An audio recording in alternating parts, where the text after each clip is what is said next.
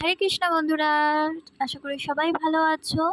আমিও কিন্তু অনেক অনেক অনেক ভালো আছি। তো দেখতেই পাচ্ছ আজকে একদম অন্যভাবে শুরু করলাম। তো আমরা চলে এসেছিলাম কোথায় বলো তো, মায়াপুরে। তো দেখতেই পাচ্ছ মায়াপুরে ফার্স্টেই চলে এসেছি জগন্নাথ দেবের মন্দিরে। তো এখানের মন্দিরটাও কিন্তু খুব সুন্দর। তোমরা এটা একটু ভেতরের দিকে, তোমরা মানে এই মন্দিরটা তো অনেকেই আসেনি। তো যারা যারা আসনি একবার এসে ঘুরে যেও, আশা করি তোমাদের অনেক অনেক অনেক ভালো লাগবে।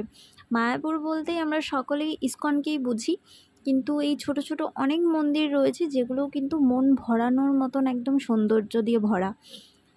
তো দেখতেই পাচ্ছো এখানে একটা শিবলিঙ্গও রয়েছে। তো এই একটা গাছ দেখতেই পাচ্ছ। কিছু কিছু জিনিস কিন্তু সত্যি অনেক ভালো লাগে। তো ফার্স্টেই আমরা এই মন্দির ঘুরে নিলাম।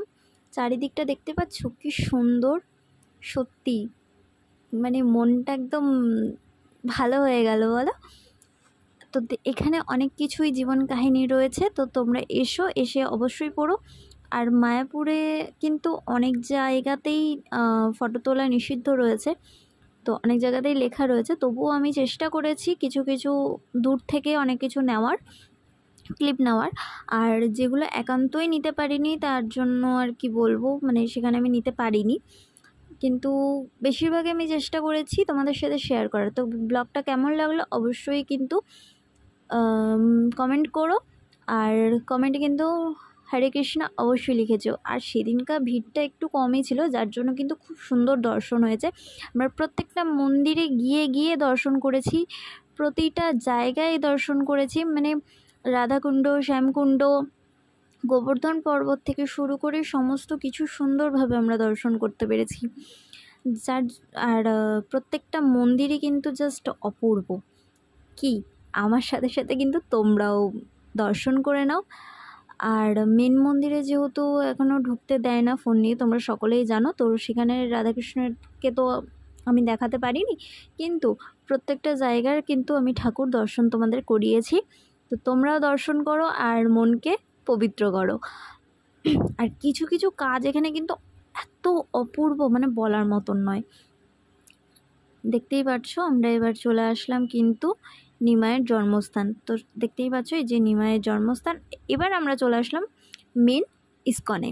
তো দেখতেই পাচ্ছ ইস্কনে চলে এসেছি। আর ইস্কনের অ্যাম্বিয়েন্সটা কি দারুণ, তাই না? আর দেখতে পাচ্ছ এখানে যত ভিড়, আমি ভাবতেই পারিনি যে এতটা ভিড় হবে, কিন্তু তাও মানে ভিড় কমই ছিল, মানে সিজনে প্রচুর ভিড় হয়।